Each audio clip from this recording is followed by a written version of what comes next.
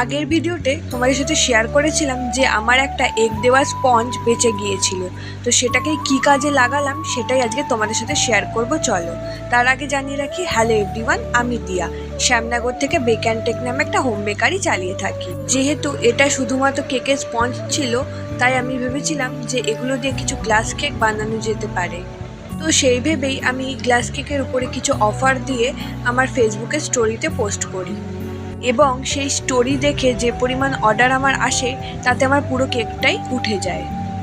কেকের স্পঞ্জ বাদে কেকের বেঁচে যাওয়া অংশ দিয়েও কিন্তু এই গ্লাস কেকগুলো তৈরি করা যায়, এবং এগুলোর টেস্ট কিন্তু বেশ ভালোই হয়।